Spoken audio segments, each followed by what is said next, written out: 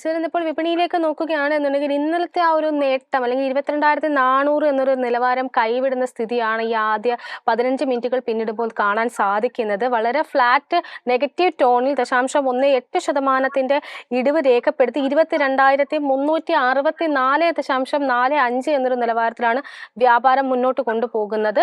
Intraday ആദ്യ 15 മിനിറ്റിലെ intraday high പരിശോധിക്കുകയാണെങ്കിൽ 22,406.55 ഈ ഒരു സാഹചര്യത്തിൽ ഇന്നത്തെ വിപണിയിൽ സാറിന്റെ പ്രധാനപ്പെട്ടിട്ടുള്ള ഒരു എക്സ്പെക്ടേഷൻസ് എന്തൊക്കെയാണ്? ഈ ഒരു പ്രോഫിറ്റ് ബുക്കിംഗ് ഇന്ന് കണ്ടിന്യൂ ചെയ്യുമെന്നാണോ പ്രതീക്ഷിക്കുന്നത്? കേസിൽ നമ്മൾ പ്രോഫിറ്റ് ടേക്കിംഗ് കണ്ടു തുടങ്ങിയെന്ന് അറ്റ് ദ മൊമെന്റ് നമുക്ക് വീണ്ടും ഇന്ന് പുതിയതായിട്ട് ഒരു ബൈയിങ് ഇൻട്രസ്റ്റ് കാണാൻ സാധിച്ചിട്ടില്ല എന്നുള്ളത് വാസ്തവം. സോ നമ്മൾ ആസ് ഇൻവെസ്റ്റേഴ്സ് ഇന്ന് ശ്രദ്ധിച്ചിരിക്കേണ്ടത് 22,420 പോയിന്റ് ആ ഒരു റെസിസ്റ്റൻസിന്റെ മുകളിൽ ക്ലോസ് ചെയ്യാൻ സാധിച്ചു കഴിഞ്ഞാൽ നമുക്ക് നിഫ്റ്റി 50യുടെ കേസിൽ വീണ്ടും ശക്തമായിട്ട് ബൈയിങ് ഇൻട്രസ്റ്റ് കാണാൻ സാധിക്കും. ഓക്കെ സർ, അതോടൊപ്പം തന്നെ ചോദിക്കാൻ ആഗ്രഹിക്കുന്ന മറ്റൊരു ഓഹരി എന്ന് പറയുന്നത് മുത്തൂറ്റ് ഫിനാൻസ് ഓഹരികളാണ്. മുത്തൂറ്റ് ഫിനാൻസിന്റെ ഓഹരികൾ ഇന്നൊരു വലിയ നേട്ടമാണ് ഇന്നത്തെ വിപണിയിൽ കാഴ്ചവെക്കുന്നത്. എന്നാൽ കഴിഞ്ഞ ഒരു വർഷത്തെ ഒരു പെർഫോമൻസ് നോക്കുകയാണെങ്കിൽ മുത്തൂറ്റ് ഫിനാൻസ് ഓഹരികൾ അത്ര മികച്ച ഒരു നേട്ടം കാണാൻ സാധിച്ചില്ല. നിലവിലെ വ്യാപാരത്തിൽ 9.80% നേട്ടത്തോടു കൂടിയാണ് മുത്തൂറ്റ് ഓഹരികൾ വ്യാപാരം നടത്തുന്നത്. കഴിഞ്ഞ ഒരു വർഷത്തിൽ വെറും 38% നേട്ടം മാത്രമാണ് ഓഹരികൾ നിക്ഷേപകർക്ക് നൽകിയത്. എന്നാൽ 2022 കാലഘട്ടത്തിൽ 28% നെഗറ്റീവ് റിട്ടേൺ നൽകിയതിനു ശേഷം മാത്രമാണ് 2023 കമ്പനിയുടെ ഓഹരികൾ 38% നേട്ടം നൽകിയത്. അപ്പോൾ ഇന്നത്തെ ഒരു വ്യാപാരത്തിൽ ഈ ഒരു നേട്ടമുണ്ടാക്കിയ ഓഹരികൾ നിക്ഷേപകർ തീർച്ചയായിട്ടും ശ്രദ്ധ പിടിച്ചു പറ്റിയിട്ടുണ്ടാവും നിക്ഷേപകർ. അപ്പോൾ ഈ ഒരു ഓഹരിയിലുള്ള താങ്കളുടെ വ്യൂ എന്താണ്? സോ മൻസൂനെ, ഞാൻ ഒരു ഡിസ്ക്ലോഷർ വെച്ച് സ്റ്റാർട്ട് ചെയ്യുന്നു. എനിക്ക് സിഗ്നിഫിക്കന്റ് ലോങ് പൊസിഷൻ ഉള്ള ഒരു സ്റ്റോക്കാണ് മുത്തൂറ്റ് ഫിനാൻസ്. ആൻഡ് മുത്തൂറ്റ് ഫിനാൻസിനെ കുറിച്ച് ഞാൻ ഇന്ന് കാലത്ത് നമ്മുടെ മാർക്കറ്റ് പ്ലസ് ഫോറത്തിലും ഞാൻ ഇതിനെക്കുറിച്ച് സംസാരിച്ചിരുന്നു. ആൻഡ് എക്സ്പെക്ട് ചെയ്തതുപോലെ തന്നെ ഇന്ന് ഒരു വലിയൊരു ബ്രേക്ക് ഔട്ടാണ് നമുക്ക് മുത്തൂറ്റ് ഫൈനാൻസിൽ കാണാൻ സാധിച്ചിരിക്കുന്നത്.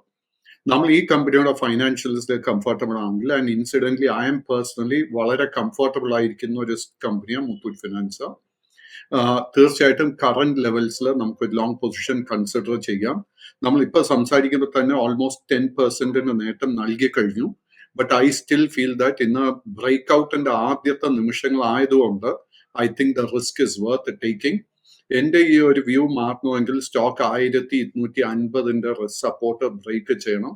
എനിക്ക് തോന്നുന്നില്ല ആ ഒരു സപ്പോർട്ട് ബ്രേക്ക് ചെയ്യപ്പെടുമെന്ന്. സ്റ്റോക്കിൽ നമ്മൾ ആദ്യത്തെ ഒരു മേജർ റെസിസ്റ്റൻസ് ശ്രദ്ധിച്ചിരിക്കേണ്ടത് 1530 രൂപ.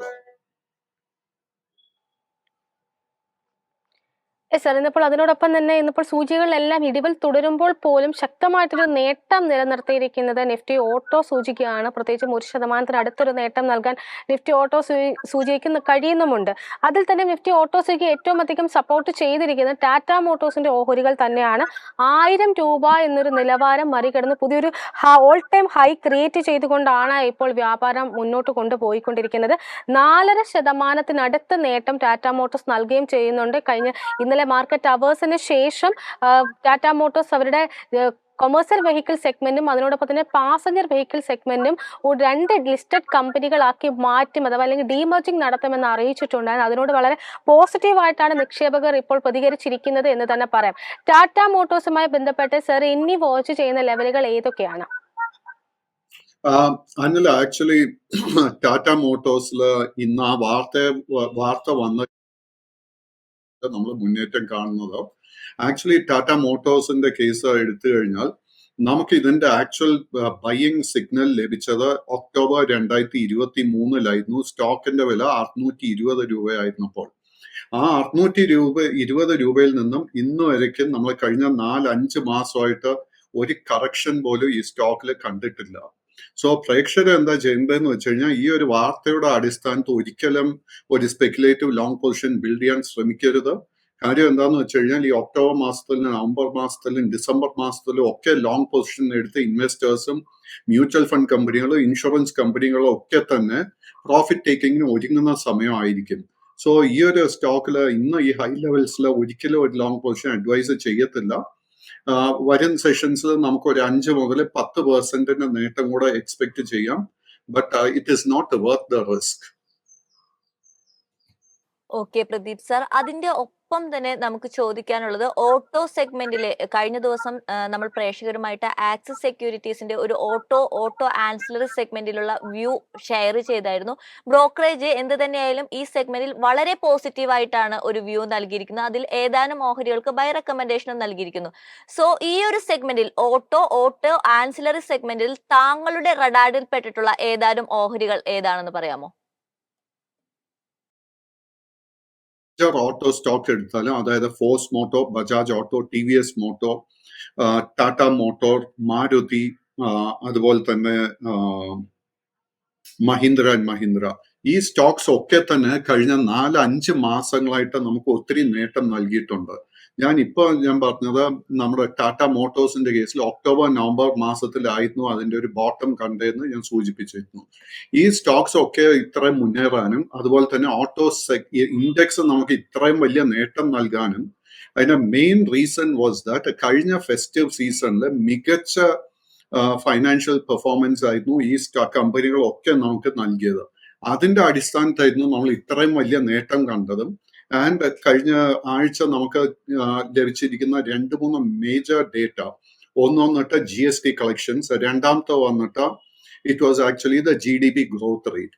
ഈ GDP ഗ്രോത്ത് റേറ്റും GST കളക്ഷൻസും ഒക്കെ ഇത്രയും നല്ലൊരു പെർഫോമൻസ് അല്ലെങ്കിൽ നമുക്ക് ഇത്രയും നല്ല ഫിഗേഴ്സ് നൽകാനുള്ള main reason was definitely the auto segment.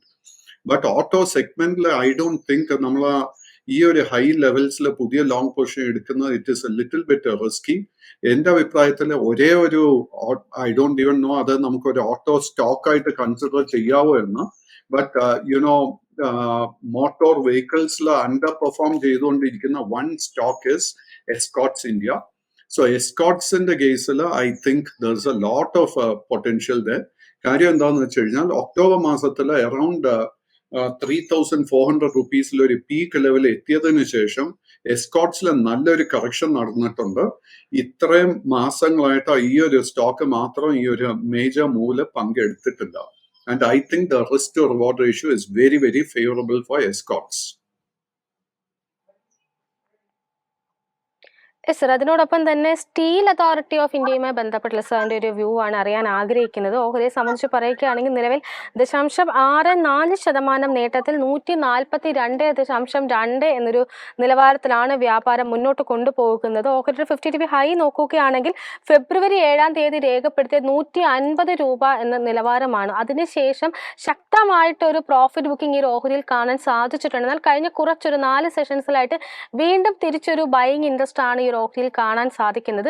സെയിലുമായി ബന്ധപ്പെട്ട സാറിന്റെ ലോങ് ടേം വ്യൂ എന്താണ്?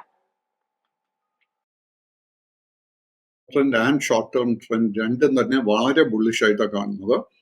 ആൻഡ് ഇതിന്റെ ഒരു 52 വീക്ക് ഹൈ 150 രൂപയ്ക്ക് വളരെ അടുത്ത് നമ്മൾ വന്നിട്ടുണ്ട്. സോ ഈ ഹൈ ലെവൽസിൽ പുതിയ ലോങ് പൊസിഷൻ അഡ്വൈസ് ചെയ്യുന്നില്ല. ബട്ട് കയ്യിൽ വശം ഓൾറെഡി ലോങ് പൊസിഷൻ ഉണ്ടെങ്കിൽ മെയിൻറ്റെയിൻ ചെയ്യാം. 130 രൂപയായിരിക്കണം നമ്മൾ സപ്പോർട്ടായിട്ട് ശ്രദ്ധിച്ചിരിക്കേണ്ടത്. ഓക്കെ പ്രദീപ് സർ, അതിന്റെ ഒപ്പം തന്നെ ഇന്നലെ വളരെ നെഗറ്റീവ് ആയിട്ടുള്ള ഒരു ന്യൂസ് ഫ്ലോ കിട്ടിയ ഒരു ഓഹരിയായിരുന്നു IIFL ഫിനാൻസ് ഓഹരികൾ. കമ്പനിക്ക് RBI ഒരു വിലക്ക് നൽകിയിരിക്കുകയാണ്. കൂടുതൽ ഗോൾഡ് ലോൺ അനുവദിക്കുന്നത്, അതായത് പുതിയ ഗോൾഡ് ലോണുകൾ ഒന്നും തന്നെ ഇനി നൽകാൻ പാടില്ല എന്നാണ് കമ്പനിക്ക് RBI നൽകിയിരിക്കുന്ന നിർദ്ദേശം. ഈ വാർത്തയെ തുടർന്ന് കമ്പനിയുടെ ഓഹരികൾ ഇന്ന് 20% ഇടിവിലാണ് വ്യാപാരം മുന്നോട്ട് കൊണ്ടുപോകുന്നത്. കമ്പനിയുടെ ഒരു സ്റ്റോക്ക് പെർഫോമൻസ് നോക്കുകയാണെങ്കിൽ കഴിഞ്ഞ ഒരു വർഷത്തിൽ വെറും 24% നേട്ടമാണ് ഓഹരി നൽകിയിരിക്കുന്നത്. എന്നാൽ ഈ വർഷത്തിൽ ഇപ്പോൾ ഇന്നത്തെ ഒരു ഇടിവ് നോക്കുമ്പോൾ 20% ഇടിവ് ആണ് ഓഹരികൾ നൽകിയിരിക്കുന്നതും. അപ്പോൾ ഈ ഒരു ഓഹരി കൈവശം വെച്ചിരിക്കുന്ന നിക്ഷേപകൻ ഇപ്പോൾ എന്ത് സ്റ്റാൻസ് ആണ് എടുക്കേണ്ടത്? അത് വിറ്റ് സെല്ല് ചെയ്ത് ഒഴിഞ്ഞു മാറണമോ, അല്ലെങ്കിൽ ഒരു ഹോൾഡ് സ്ട്രാറ്റജി അപ്രോച്ച് ചെയ്യണോ? ഒരിക്കലുമില്ല. ഇത്തരം ഒരു വാർത്ത വന്നു കഴിഞ്ഞാൽ നമ്മൾ ഈ ഒരു സ്റ്റോക്ക് പിന്നീട് ഹോൾഡ് ചെയ്യുന്നതിൽ ഒരു അർത്ഥവും കാണുന്നില്ല. നമുക്കറിയാം അടുത്ത കാലത്ത് 2-3 ഇൻസ്റ്റൻസസ് ഇതേപോലെ ഉണ്ടായിരുന്നു. ആദ്യം എൻ്റെ ഓർമ്മയിലോട്ട് വരുന്നത് പോളിക്യാബിന്റെ കേസിലായിരുന്നു. രണ്ടാമത്തെ വന്ന് സിയുടെ കേസിലായിരുന്നു. ആൻഡ് അടുത്ത കാലത്ത് വീണ്ടും നമുക്ക് പേടിഎമ്മിന്റെ കേസിൽ ഇതേ പാറ്റേൺ നമുക്ക് കാണാൻ സാധിച്ചു. സോ ഇത്തരം നെഗറ്റീവ് വാർത്തകൾ വരുമ്പോൾ നമ്മൾ പിന്നീട് ആ സ്റ്റോക്ക് ഹോൾഡ് ചെയ്യരുത്. നമ്മുടെ കൈവശം ഉള്ള സ്റ്റോക്കിൽ നമുക്ക് അല്പം നഷ്ടം ഉണ്ടെങ്കിൽ ആ ലോസ് ഇപ്പൊ തന്നെ ബുക്ക് ചെയ്യുക.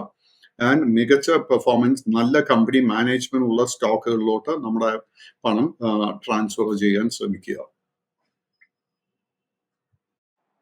യെസ് സർ, അതിനോടൊപ്പം തന്നെ ജുപ്പിറ്റർ വാഗൺസുമായി ബന്ധപ്പെട്ടിട്ടുള്ള സാറിൻ്റെ ഒരു വ്യൂ ആണ് അറിയാൻ ആഗ്രഹിക്കുന്നത്. ഓഹരി ഇന്നിപ്പോൾ 3% നേട്ടം നൽകിക്കൊണ്ടാണ് വ്യാപാരം മുന്നോട്ട് കൊണ്ടുപോകുന്നത്. ഇന്ന് നിലവിൽ 378.3 എന്നൊരു നിലവാരത്തിൽ വ്യാപാരം മുന്നോട്ട് കൊണ്ടുപോകുന്നു. ഓഹരിയുടെ ഒരു 52 ഹൈ നോക്കുകയാണെങ്കിൽ ജനുവരി 23 രേഖപ്പെടുത്തിയ 434 രൂപ എന്നൊരു നിലവാരമാണ്. ഏകദേശം ഒരു ഓൾ ടൈം ഹൈ തന്നെയായിരുന്നു അന്ന് ക്രിയേറ്റ് ചെയ്തിട്ടുണ്ടായിരുന്നത്. അതിനുശേഷം പിന്നീട് നല്ലൊരു കറക്ഷൻ അല്ലെങ്കിൽ നല്ലൊരു പ്രോഫിറ്റ് ബുക്കിംഗ് തന്നെയാണ് ഈ ഒരു ഓഹരിയിൽ കാണാൻ സാധിച്ചിട്ടുണ്ടായിരുന്നത്. ജുപ്പിറ്റർ വാഗൺസ് ലിമിറ്റഡുമായി ബന്ധപ്പെട്ട് സാറിന്റെ short term and long term വിലയിരുത്തൽ എന്താണ്?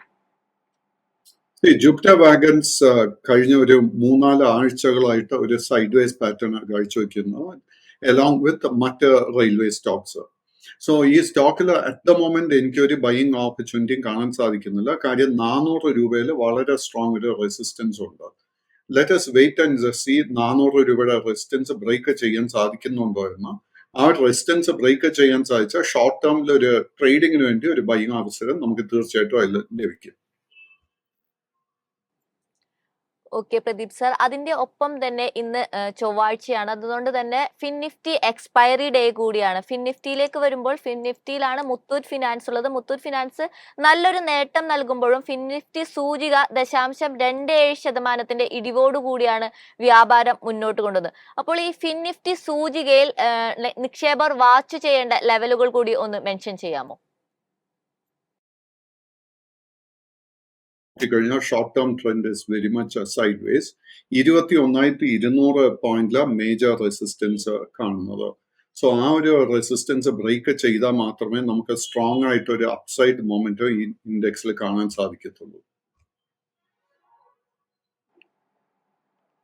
യെസ് സർ, അതിനോടൊപ്പം തന്നെ ഫിൻനിഫ്റ്റിയിൽ തന്നെ മണപ്പുറം ഫൈനാൻസുമായി ബന്ധപ്പെട്ടിട്ടുള്ള സാറിൻ്റെ ഒരു വ്യൂ കൂടി അറിയാൻ ആഗ്രഹിക്കുന്നുണ്ട്. ഓഹരി നിലവിൽ 4.73% നേട്ടത്തിൽ 192.65 എന്നൊരു നിലവാരത്തിലാണ് വ്യാപാരം മുന്നോട്ട് കൊണ്ടുപോകുന്നത്. ഇന്നൊരു പുതിയ 52 ഹൈ നിലവാരമായിട്ടുള്ള 199 രൂപ എന്നൊരു നിലവാരവും ടച്ച് ചെയ്യാനായിട്ട് ഓഹരിക്ക് സാധിച്ചിട്ടുണ്ട്. മണപ്പുറം ഫൈനാൻസുമായി ബന്ധപ്പെട്ട് ഇപ്പോൾ ഓഹരി കൈവശം സൂക്ഷിച്ചിരിക്കുന്ന നിക്ഷേപകർ ഇനി വാച്ച് ചെയ്യേണ്ട ലെവലുകൾ ഏതൊക്കെയാണ്? ഇപ്പോൾ ഈ ഒരു ഓഹരി വിറ്റഴിക്കാനുള്ള ഒരു സമയമായിട്ടുണ്ടോ? ഫിനാൻസിനെ പോലെ തന്നെ ഈ ഒരു സ്റ്റോക്കിൽ നമ്മൾ ഒത്തിരി മാസങ്ങൾക്ക് ശേഷം പുതിയൊരു ബൈയിങ് ഇൻട്രസ്റ്റ് കാണാൻ സാധിക്കുന്നത്. സ്റ്റോക്കിന്റെ അടുത്തൊരു മേജർ റെസിസ്റ്റൻസ് 200-ഉം അതിനെ തുടർന്ന് 218 രൂപയിലും ആയിരിക്കും. ഓക്കെ സർ, അതിന്റെ ഒപ്പം തന്നെ ഈ ഒരു ആഴ്ചയിൽ Jio financial service Nifty next 50-ൽ ഉൾപ്പെടുന്നു എന്നൊരു വാർത്ത വന്നിരുന്നു. ഇതേ തുടർന്ന് മികച്ചൊരു ഇൻഫ്ലോ ഈ ഓഹരിയിലേക്ക് ഉണ്ടാകും എന്നൊരു വാർത്തയും വന്നിരുന്നു. ഈ ഓഹരികൾ മികച്ച നേട്ടമുണ്ടാക്കുന്നതും നമ്മൾ കണ്ടിരുന്നു. ഇനി ഒരു നിക്ഷേപകൻ ഈ ഒരു ഓഹരിയിൽ വാച്ച് ചെയ്യേണ്ട ലെവലുകൾ ഏതൊക്കെയാണ്? കേസിൽ അഗൈൻ നമുക്ക് ബ്രേക്ക് ഔട്ട് കിട്ടിയിട്ട് ഓൾമോസ്റ്റ് ഒരു 6-7 ആഴ്ചകളായി കഴിഞ്ഞു. സോ ഈ ഒരു ഹൈ ലെവൽസിൽ അഗൈൻ ഈ ഒരു വാർത്തയുടെ അടിസ്ഥാനത്തിൽ നമ്മൾ ലോങ് പൊസിഷൻ ബിൽഡ് ചെയ്യുന്നത് വളരെ അപകടമായിരിക്കും. നമ്മുടെ കൈവശം ഓൾറെഡി സ്റ്റോക്ക് ഉണ്ടെങ്കിൽ ആദ്യം നമ്മൾ ശ്രദ്ധിച്ചിരിക്കേണ്ട ഒരു റെസിസ്റ്റൻസ് ഏരിയ 347. ആ ഒരു റെസിസ്റ്റൻസ് ബ്രേക്ക് ചെയ്യാൻ സാധിച്ചു കഴിഞ്ഞാൽ ആ ലെവലിൽ നിന്നും വീണ്ടും ഒരു 25 മുതൽ 40 രൂപയുടെ നേട്ടം നമുക്ക് എക്സ്പെക്ട് ചെയ്യാം. സർ, അതിനോടൊപ്പം തന്നെ സൗത്ത് ഇന്ത്യൻ ബാങ്കുമായി ബന്ധപ്പെട്ടിട്ടുള്ള സാറിൻ്റെ ഒരു വ്യൂ കൂടി അറിയാൻ ആഗ്രഹിക്കുന്നു. നിലവിൽ ഓഹരി 0.8% ഇടിവിൽ 31.15 എന്നൊരു നിലവാരത്തിലാണ് വ്യാപാരം മുന്നോട്ട് കൊണ്ടുപോകുന്നത്. ഓഹരിയുടെ ഒരു 52 ഹൈ നോക്കുകയാണെങ്കിൽ ഫെബ്രുവരി 2-ാം തീയതി രേഖപ്പെടുത്തിയ 37.18 എന്നതായിരുന്നു. സൗത്ത് ഇന്ത്യൻ ബാങ്കുമായി ബന്ധപ്പെട്ട് ഇനി സാറ് വാച്ച് ചെയ്യുന്ന ലെവലുകൾ ഏതൊക്കെയാണ്? ബാങ്കിന്റെ കേസിൽ നമുക്ക് അറ്റ് ദ മൊമെന്റ് ഇനി എനിക്ക് തോന്നുന്നില്ല അടുത്തൊരു 2-3 ആഴ്ചകൾക്ക് നമുക്കൊരു ട്രേഡിംഗ് അവസരം ഈ സ്റ്റോക്കിൽ ലഭിക്കുമെന്ന്. കാര്യം സൗത്ത് ഇന്ത്യൻ ബാങ്ക് ഒരു റൈറ്റ്സ് ഇഷ്യൂ അനൗൺസ് ചെയ്തിട്ടുണ്ട്. ഈ റൈറ്റ്സ് ഇഷ്യൂ കംപ്ലീറ്റ് ചെയ്യുമ്പോഴേക്ക് എന്താ സംഭവിക്കാൻ പോകുന്നതെന്ന് വെച്ച് കഴിഞ്ഞാൽ മാർക്കറ്റിലോട്ട് ഒത്തിരി ലിക്വിഡിറ്റി വരാൻ ചാൻസ് ഉണ്ട്. സോ ആ ഒരു സ്റ്റേജ് വരുമ്പോഴേക്കും മൈ എക്സ്പെക്ടേഷൻ ഇസ് ദാറ്റ് ഈ സ്റ്റോക്കിൽ ഷോർട്ട് ടേമിൽ ഒരു സെല്ലിംഗ് പ്രഷർ നേരിടാൻ നല്ല സാധ്യത കാണുന്നുണ്ട്. സോ നമ്മുടെ കൈവശം ഓൾറെഡി ലോങ് പൊസിഷൻ ഉണ്ടെങ്കിൽ 28 രൂപ 75 പൈസ മേജർ സപ്പോർട്ടായിട്ട് ശ്രദ്ധിച്ചിരിക്കുക. ആ ഒരു സപ്പോർട്ട് ബ്രേക്ക് ചെയ്യപ്പെട്ടാൽ ലോങ് പൊസിഷൻ ഹോൾഡ് ചെയ്യുന്ന റിസ്കി ആയിരിക്കും. ഈ സ്റ്റോക്കിൽ തിരിച്ച് നമുക്ക് ശക്തമായ ഒരു ബുള്ളിഷ്നെസ് കാണണമെങ്കിൽ 38 രൂപയുടെ റെസിസ്റ്റൻസ് ബ്രേക്ക് ചെയ്യണം. ഓക്കെ പ്രദീപ് സർ, അതോടൊപ്പം തന്നെ ഇന്നലത്തെ വിപണിയിൽ നല്ലൊരു നേട്ടം നൽകിയ ഓഹരിയായിരുന്നു HDFC ലൈഫ് ഇൻഷുറൻസ് കമ്പനി. കമ്പനിയുടെ ഫണ്ടമെന്റൽസ് പരിശോധിക്കുമ്പോൾ ഒരു 45% ഒരു സെയിൽസ് ഗ്രോത്ത് ഉണ്ടാക്കാൻ കമ്പനിക്ക് കഴിഞ്ഞൊരു വർഷം സാധിച്ചിട്ടുണ്ട്. അതോടൊപ്പം തന്നെ കമ്പനിയുടെ പ്രോഫിറ്റ് ഗ്രോത്ത് നോക്കുകയാണെങ്കിൽ 12.62% നല്ലൊരു പ്രോഫിറ്റ് ഗ്രോത്തും കമ്പനിക്കുണ്ട്. കമ്പനിയുടെ പ്രോഫിറ്റബിലിറ്റി റേഷ്യോ ആയ ROE റേഷ്യോയും ROC റേഷ്യോയും 9-8 എന്ന് യഥാക്രമം നിലനിൽക്കുന്നു. അപ്പോൾ ഈ ഒരു ഓഹരിയിലേക്ക് വരുമ്പോൾ ഇന്നലെ ഒരു മികച്ച നേട്ടം ഉണ്ടാക്കുകയാണെങ്കിൽ ഇപ്പോൾ ഒരു നേരിയ നേട്ടത്തോടു കൂടി മാത്രമാണ് ഈ ഓഹരികൾ വ്യാപാരം മുന്നോട്ട് കൊണ്ടുപോകുന്നത്. നിലവിൽ 609 എന്നൊരു ലെവലിലാണ് HDFC ലൈഫ് ഇൻഷുറൻസിന്റെ ഓഹരികൾ വ്യാപാരം പുരോഗമിക്കുന്നത്. ഈ ഒരു ഓഹരിയിൽ താങ്കളുടെ വ്യൂ എന്താണ്? അതോടൊപ്പം തന്നെ ഈ ഒരു ഓഹരിയിൽ നിക്ഷേപകർ ശ്രദ്ധിക്കേണ്ട ലെവലുകൾ ഏതൊക്കെയാണ്? ലൈഫ് ഇൻഷുറൻസ് HDFC ലൈഫ് നല്ലൊരു ഫൈനാൻഷ്യൽ പെർഫോമൻസ് ആണ് കാഴ്ചവെച്ചിരിക്കുന്നത്. ഓവറോൾ ലൈഫ് ഇൻഷുറൻസ് സെക്ടർ നമ്മൾ എടുത്തു കഴിഞ്ഞാൽ ഐ തിങ്ക് ലോങ് ടേമിന് വേണ്ടി നമുക്ക് തീർച്ചയായിട്ടും ഈ സെക്ടറിൽ ഏത് സ്റ്റോക്ക് വേണമെങ്കിൽ നമുക്ക് പിക്ക് ചെയ്യാം. Life insurance corporation, HDFC life, SBI life and ICICI life insurance company.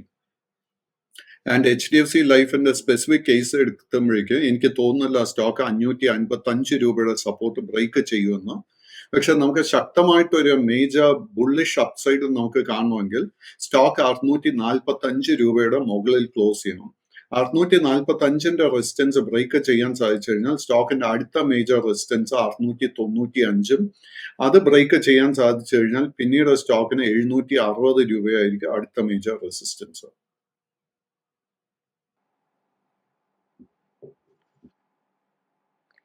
Sir, അവസാനമായിട്ട് കിർലോസ്കർ ബ്രദേഴ്സ് ലിമിറ്റഡുമായി ബന്ധപ്പെട്ടിട്ടുള്ള സാറിന്റെ ഒരു വ്യൂ കൂടിയാണ് അറിയാൻ ആഗ്രഹിക്കുന്നത്. ഓഹരി ഇന്നിപ്പോൾ 3% നേട്ടത്തിൽ 1031.15 എന്നൊരു നിലവാരത്തിലാണ് വ്യാപാരം മുന്നോട്ട് കൊണ്ടുപോകുന്നത്.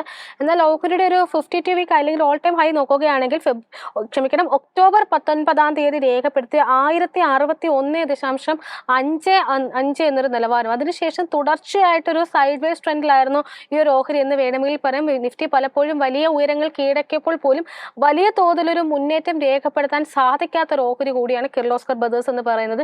ഈ ഒരു ഓഹരിയുമായി ബന്ധപ്പെട്ട് സാറിന്റെ മുന്നോട്ടേക്കുള്ള ഒരു വിലയിരുത്തൽ എന്താണ്?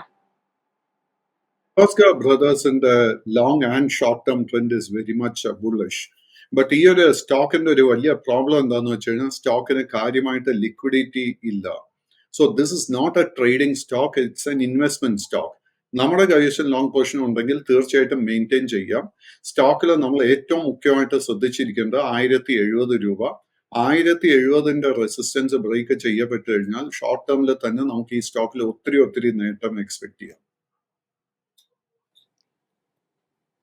ഓക്കെ സർ, അതിന്റെ ഒപ്പം തന്നെ ഇന്ന് സാറിന്റെ ശ്രദ്ധ പിടിച്ചുപറ്റിയ മറ്റു ഓഹരികൾ ഏതൊക്കെയാണ്? ഏറ്റവും മേജർ ആയിട്ട് എന്റെ ശ്രദ്ധയിലോട്ട് വന്നിരിക്കുന്നത് it is Campus Activewear. Campus Activewear അടുത്ത കാലത്തായിരുന്നു ലിസ്റ്റ് ചെയ്യപ്പെട്ടത്. കനത്ത സെല്ലിംഗ് ഇട്ട് നേരിട്ടൊരു സ്റ്റോക്ക് ആയിരുന്നു ക്യാമ്പസ് ആക്റ്റീവ് വെയർ. ഒത്തിരി മാസങ്ങൾക്ക് ശേഷം ഇന്ന് ആദ്യമായിട്ട് നമുക്ക് നല്ല ബൈയിങ് ഇൻട്രസ്റ്റ് ക്യാമ്പസിൽ കാണാൻ സാധിക്കുന്നുണ്ട്. കമ്പനിയുടെ ഫൈനാൻഷ്യൽസിൽ നമ്മൾ കംഫർട്ടബിൾ ആണെങ്കിൽ തീർച്ചയായിട്ടും ഈ ഒരു സ്റ്റോക്ക് നമുക്ക് കൺസിഡർ ചെയ്യാം. അതുപോലെ തന്നെ മറ്റ് 2-3 stocks which we can keep in our radar. ആദ്യത്തെ വന്നിട്ട് it is Thyrocare technology. പിന്നീട് വേറൊരു സ്റ്റോക്ക് എന്റെ ശ്രദ്ധയിലോട്ട് വന്നിരിക്കുന്നത് is ITC limited. ITC underperform ചെയ്തുകൊണ്ടിരിക്കുന്ന ഒരു സ്റ്റോക്ക്. സോ നമുക്കൊരു കോൺട്രേറിയൻ വ്യൂ എടുക്കാവുന്ന ഒരു stock ITC limited.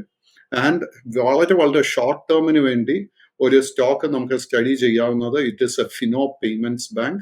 Fino payments bank again ഒത്തിരി മാസങ്ങളായിട്ട് ഒരു കറക്ഷൻ നേരിട്ടുകൊണ്ടിരിക്കുന്ന ഒരു സ്റ്റോക്ക് ഫിനോ പേയ്മെന്റ്സ് ബാങ്ക്.